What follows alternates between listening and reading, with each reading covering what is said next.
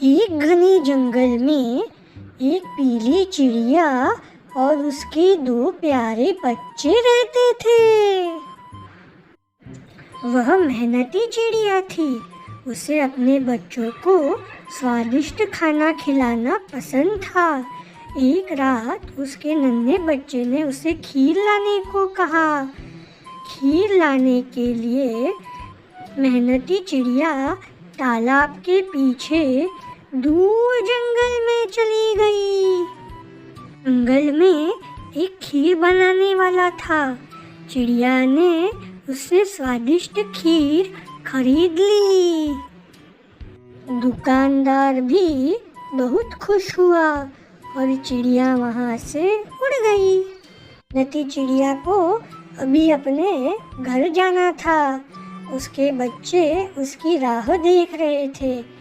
वह इस सोच में थी कि उनके बच्चों ने सुबह से कुछ नहीं खाया था। मेहनती चिड़िया को पता था कि अभी उसकी मंजिल बहुत दूर थी। उसे अभी घने जंगल से उड़ के जाना था। घने जंगल में बड़े बड़े बाज बैठा करते थे और बिना डरे आखिर मेहनती चिड़िया अपने घर पहुंच ही गई। घर पहुंचते ही मेहनती चिड़िया ने अपने बच्चों को खीर दिखाई। उसका नन्हा बच्चा तो बहुत ही खुश हुआ। वो तो कहने लगा, क्या मैं इस खीर को खाऊं मम्मा? मम्मा ने भी बोला, ज़रूर बेटे, तुम्हारे लिए ही तो लाई हूँ, तुम तो इसे ज़रूर खाओगे। फिर पूरे परिवार ने खीर का लुत्फ़ उठाया और दोनों बच्चे और माँ सो गए। अगले दिन सुबह मेहनती चिड़िया कुछ नया स्वादिष्ट खाना लाने की सोच रही थी। आज उसके बड़े बच्चे का 1 महीने का जन्मदिन था, तो मेहनती चिड़िया कुछ उसे खास देना चाहती थी। फिर से मेहनती चिड़िया दूर उड़ने लगी। उसे दूर उड़ते उड़ते नीले रसगुल्ला वाला दिखा।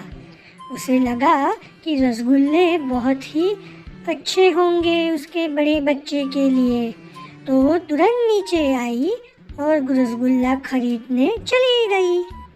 रसगुल्ला वाला भी प्यारा था। उसने तुरंत चिड़िया को रसगुल्ले दिए। चिड़िया को 3 रसगुल्ले चाहिए थे। वह रसगुल्ले लेके उड़ने को फिर से तैयार थी।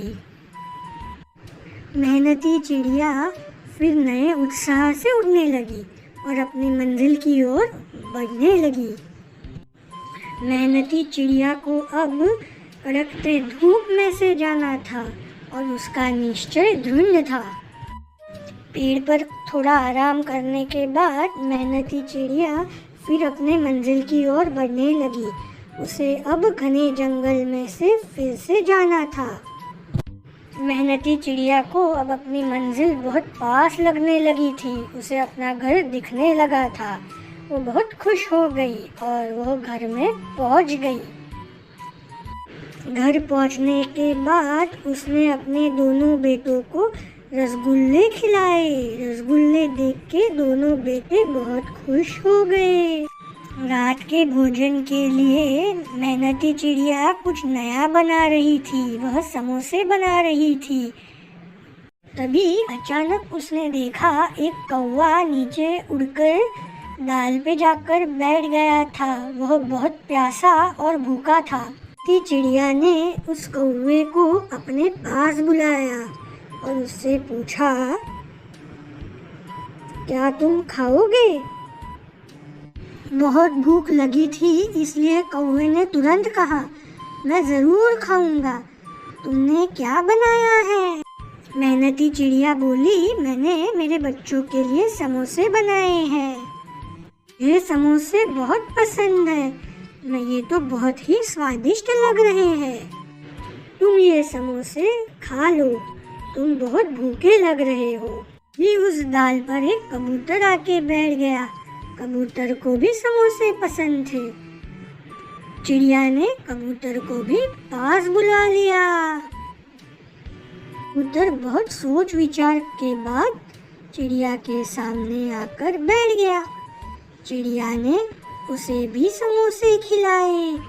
कबूतर बहुत खुश हो गया। उसने कहा, मैं तुम्हारी मदद ज़रूर करूँगा। कबूतर के बाद अब एक तोता आकर बैठ गया। तोते ने भी देखा कि चिड़िया समोसे बना रही है। तोता भी बहुत भूखा था। चिड़िया ने तोते को भी समोसे खिलाए। तोता भी बहुत खुश हुआ। तोते ने चिड़िया को धन्यवाद कहा। तोता बहुत खुश हुआ। तोता, कबूतर और कौवा तीनों एक साथ मिल गए और तीनों ने अपनी कथा सुनाई। तीनों ने कहा कि चिड़िया बहुत ही दयालु है और उसे हम बख्शिश देना चाहते हैं। कबूतर ने कहा कि वो एक रानी चिड़िया को जानता है, वो रानी चिड़िया उसे मदद ज़रूर करेगी। रानी चिड़िया ने जब ये कथा सुनी तो उसने कहा कि तुम चिड़िया को बुला लाओ, मैं उसे कुछ दूंगी। कबूतर ने ये बात मेहनती चिड़िया से कह दी। मेहनती चिड़िया दूसरे दिन रानी चिड़िया से मिलने पहुंची। रानी उस चिड़िया की मेहनत और दयालु स्वभाव से खुश हुई और उसे एक अच्छा सा इनाम दिया। इस कहानी से यह सीख मिलती है कि सेवा अच्छे मन से की तो फल निश्चित मिलता है।